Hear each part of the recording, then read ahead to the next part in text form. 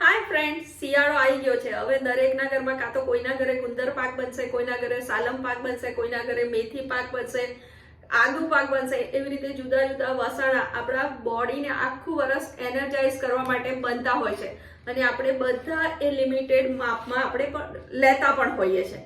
તો બસ આજે હું એવું જ એક વસાણું લઈને આવી છું. આમ તો એને તમે અડદિયું કહી શકો, પણ અડદિયામાં મેં અલગ મસાલા નાખીને અને તે પણ ધાબો દીધા વગર અને ઝીણા લોટથી બનાવ્યો છે. અને તમે આખો મારો રેસીપી જોશો ને તો તમને ખ્યાલ આવશે કે એકદમ ઇઝીએસ્ટ છે અને એકદમ મસાલેદાર. ટેસ્ટમાં તો એટલું સરસ છે ને ફ્રેન્ડ્સ કે તમે જો એકવાર બનાવશો ને તો ખરેખર તમને થશે કે આ રીતે જ બનાવવો જોઈએ, કોઈ પણ વધારાની ઝંઝટ વગર. ના શુગર છે એમાં, શુગર નથી એટલે એ તો તમે સમજી ગયા કે ભાઈ હવે બધા શુગરની જગ્યાએ ગોળનો ઉપયોગ કરી રહ્યા છે, તો આપણે પણ ગોળનો જ ઉપયોગ કરવાના છે.